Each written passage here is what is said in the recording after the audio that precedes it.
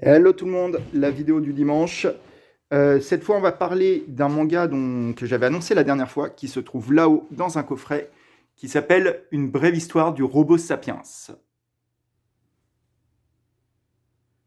Donc, Une brève histoire du robot sapiens, ou Robot sapiens, si on résume le titre à ce qui est écrit en gros, c'est un manga court en 2 tomes, en plus 2 tomes pas très longs, qui sont sortis séparément et réunis en un coffret que vous voyez au centre, qui sont disponibles partout. C'est sorti chez un nouvel éditeur qui s'appelle Noévé Graphics, qui n'a pas encore sorti énormément de titres, mais qui fait les choses assez bien, qui fait des beaux objets pour ces mangas.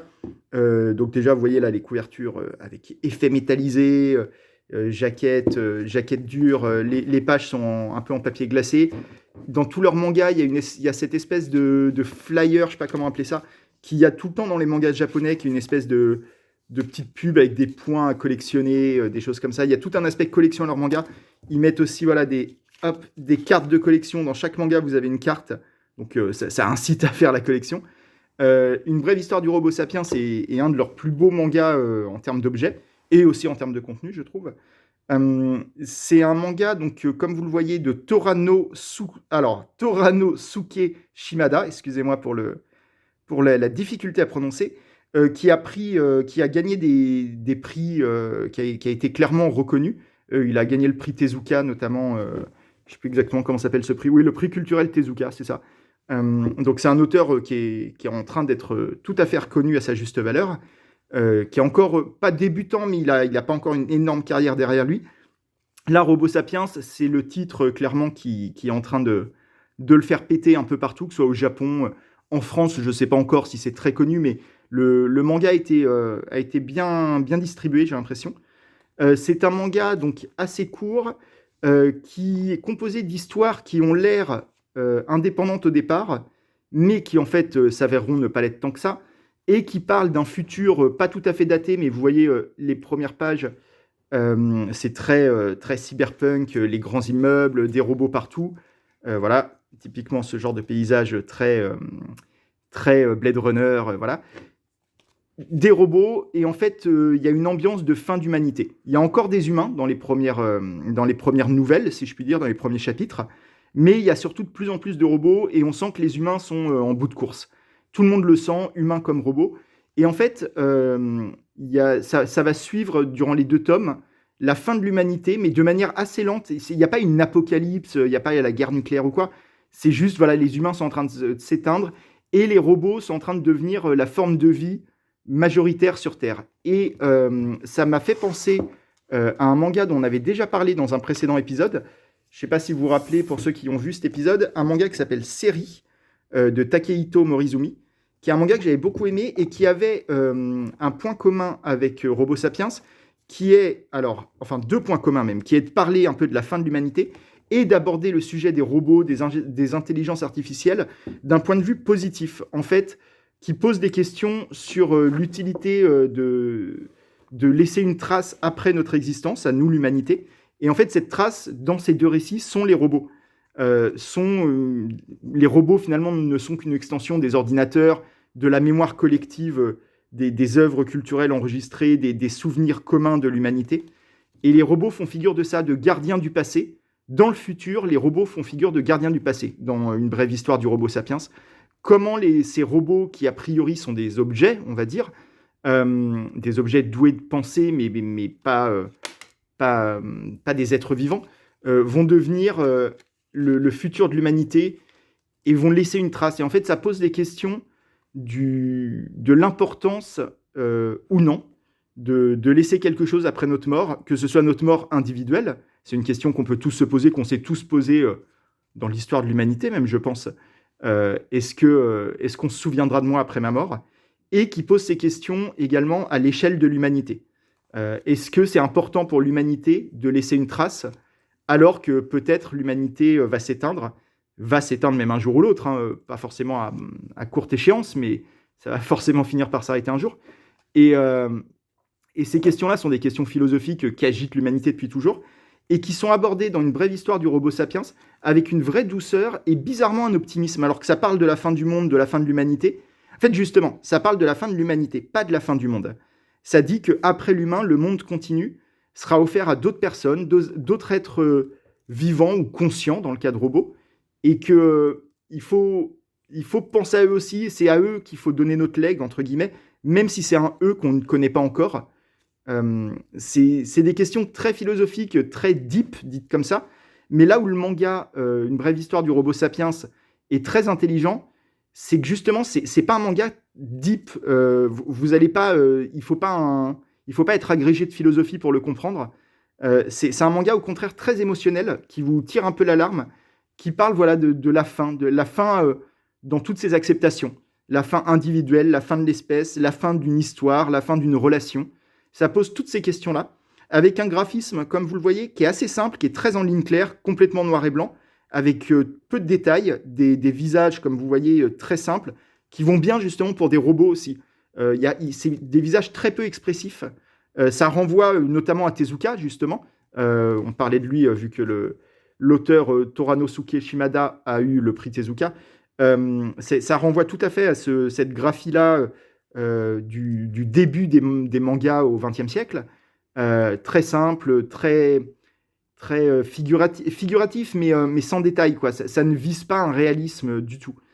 Et en fait, ça correspond très bien à l'émotion de ce manga, qui est un manga qui parle de choses très compliquées, mais qui en parle ultra simplement, en ramenant en fait toujours à l'émotion. Là où série, comme je disais, ce manga-là abordait la question sous un angle très philosophique et culturel. Là, pour le coup, c'était très littéraire, alors, il fallait pas non plus un agrégé de philosophie, mais euh, c'était beaucoup plus intellectuel. C'est pas du tout une critique que je fais. C'est le pendant intellectuel de la question de la fin de l'humanité et de l'intelligence artificielle. Là où Une brève histoire du robot sapiens est le pendant, on va dire, émotionnel. C'est vraiment quelque chose qui va vous faire ressentir, qui va vous rappeler des relations, qui va vous rappeler vos objectifs de vie. Ça parle beaucoup de ça, de qu'est-ce que vous voulez faire de votre vie, en fait. Qu'est-ce que vous aimeriez laisser ou non lorsque vous disparaîtrez. Est-ce que c'est des questions, encore une fois, dites comme ça, qui ont l'air très très profondes et qu'ils sont. C'est les grandes questions de l'humanité, en fait, je pense, mais qui sont abordées avec une vraie simplicité très touchante, très, très simple. Tout le monde peut lire Une brève histoire du robot sapiens. C'est super doux.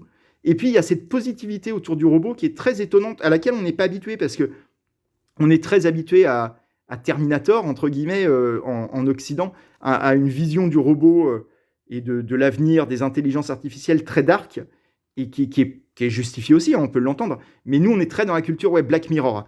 Les Japonais aussi ont ce versant-là, mais ils ont aussi ce versant que je retrouve un peu moins en Occident. En tout cas, je n'ai pas d'idée d'œuvre là comme ça qui m'y ont fait penser. Peut-être que c'est en fait l'espoir que les intelligences artificielles, les robots, le futur, la fin du monde, en fait, la fin de l'humanité, encore une fois, je fais vraiment la différence, la fin de l'humanité est vue comme quelque chose d'inévitable et à laquelle il faut se préparer avec douceur et patience, en fait, et c'est, entre guillemets, c'est pas grave. Alors, c'est un bien grand mot de dire c'est pas grave la fin de l'humanité, mais voilà, ça fait partie de l'ordre des choses, du cycle, et autre chose viendra après. C'est un peu de tout ça dont parle Une brève histoire du robot sapiens. Et ça en parle vraiment très bien. C'est un manga que vous allez lire les 2 tomes. Ils s'enchaînent très très vite. Les 2 tomes font 130 pages à peu près chacun. Et donc ils se lisent très très vite. Vous allez avoir les yeux humides à la fin. Vous êtes attaché à ces personnages qui pourtant sont tous des robots. Ça parle beaucoup du temps qui passe, du temps très long, vu que c'est des êtres éternels. Eux n'ont pas la mortalité. Ils ont des boulots à faire, entre guillemets, pour l'humanité. Des boulots de mémoire, un devoir de mémoire, pour utiliser un terme très populaire. Et ils le font, voilà, ça parle de tout ça, des responsabilités. Responsabilité de mémoire, responsabilité de garder ce qui a été fait. Le futur devient le gardien du passé. Et il y a quelque chose de vraiment touchant et un peu universel, en fait, dans tout ça. Et je ne peux que vous conseiller cette œuvre, qui est assez particulière, que ce soit graphiquement. Les couvertures, vous voyez, sont assez belles aussi. C'est très surchargé, mais d'une bonne façon. C'est très particulier et en même temps vraiment très simple. Ne l'abordez pas comme une œuvre expérimentale très bizarre, un peu aride, un peu dure de rentrer dedans. Pas du tout. C'est au contraire, vous rentrez dedans super naturellement. C'est une BD très universelle. Ça fait partie de ces mangas qui, à mon avis, peuvent plaire aux gens qui ne lisent pas du tout de manga. Vraiment, c'est très très particulier et en même temps très universel. C'est très particulier vis-à-vis du manga, mais c'est très universel en termes de narration, de messages, de graphisme. Vous pouvez l'offrir à vos parents sans problème, même s'ils n'ont jamais lu un manga de leur vie, celui-là peut leur plaire, quoi. Voilà, donc je voulais parler de ça, qui est un peu, donc, comme je le disais, le versant émotionnel de série, qui lui est le versant intellectuel sur la même question, fin de l'humanité et robots comme successeurs de l'humanité. Et le prochain épisode, on parlera encore du même thème, qui est ce manga Earthgear, qui est le versant shonen de la même question, de la fin de l'humanité et des robots plutôt positifs. On verra que dans Earthgear, il y a aussi des robots méchants, mais on en parlera la prochaine fois. C'est un peu une trilogie. Série, Robo Sapiens et Earthgear.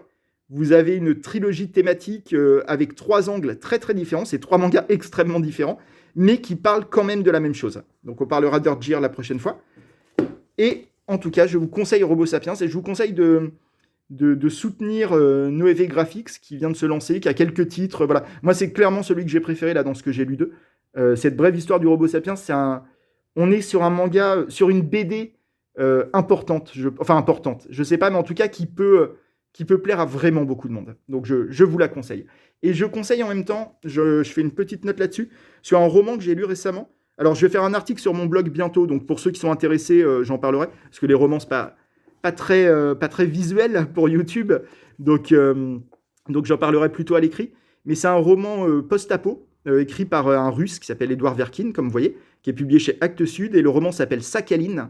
Et donc voilà, c'est un roman post-apo suite à une énorme guerre nucléaire. C'est un roman très sombre, très gore, très violent, mais qui a un point commun avec une brève histoire du Robo Sapiens, c'est que lui aussi aborde de manière assez étonnante la fin du monde, la fin de l'humanité. Encore une fois, désolé de faire le lapsus à chaque fois, mais on le fait tous en fait. On se trompe entre la fin du monde et la fin de l'humanité. Et il aborde la fin de l'humanité, alors avec noirceur, c'est quelque chose de vraiment sombre dans ce roman-là, mais en disant que la fin de l'humanité n'est pas la fin du monde, et il y aura quelque chose après l'effondrement de la civilisation. Rien ne s'arrête jamais tout à fait. Il restera toujours quelque chose. Et il faut penser à l'après, et ce roman tourne beaucoup autour de ça, de qu'est-ce qu'on va faire du passé une fois que le présent est en ruine, et comment amener tous nos souvenirs, tout le cheminement de l'humanité, comment l'amener dans le futur, même si le futur semble compliqué. C'est des questions évidemment qui sont très d'actualité, hein, la crise climatique, l'année qu'on vient de vivre avec le Covid, c'est des choses qui je pense, résonnent en nous, hein, quand même, toutes ces questions de fin de l'humanité. Alors je ne dis pas que c'est la fin de l'humanité, mais ouais, on est dans une période quand même bizarre qui fait beaucoup penser. Et en fait, je trouve que un roman comme Sakhaline ou des mangas comme Robo Sapiens, comme je remets Série et Earthgear, sont des œuvres qui nous permettent peut-être de prendre un peu de recul sur ce thème et de se dire que d'aborder les perspectives sombres du futur de manière peut-être un peu plus sereine. En tout cas, moi, ça m'a rendu pas joyeux, hein, Robo Sapiens, mais un peu plus optimiste. Il y a quelque chose de... Ça redonne foi dans l'avenir, même dans l'avenir sombre. C'est très bizarre à expliquer comme ça, mais ça m'a fait me dire, bon, si c'est la fin, s'il faut que je vive l'apocalypse prochainement, c'est peut-être pas si grave, c'est dans l'ordre des choses, et il restera toujours quelque chose de nous. Et donc, là, j'en fais des tonnes, hein, c'est très mélodramatique cette vidéo, mais voilà, c'est de tout ça dont parle ce manga. Et il en parle vraiment très bien avec, voilà, comme je disais, un graphisme que vous pouvez voir sur ces pages, qui est assez touchant aussi. Très simple, mais très touchant. Voilà, je voulais vous parler de ça, parler de Noévé Graphics. N'hésitez pas à aller découvrir cette œuvre. Je crois que... Alors, les deux séparément sont trouvables partout. Le coffret est peut-être un peu en rupture de stock. J'ai l'impression qu'il est plus trop en vente en librairie. Mais bon, après, vous pouvez avoir les deux mangas séparément. Je vous remercie, on se retrouve très bientôt. Comme je disais, pour parler de Earthgear, ce sera ça. Un autre manga très intéressant, mais très différent. Là, on est sur du shonen. Et voilà. Et je vous dis merci à tous. Merci de suivre les vidéos. Merci de tout ça. Blablabla. Abonnez-vous si vous avez envie. Ne vous abonnez pas si vous n'avez pas envie. Et je vous dis à très bientôt. Ciao!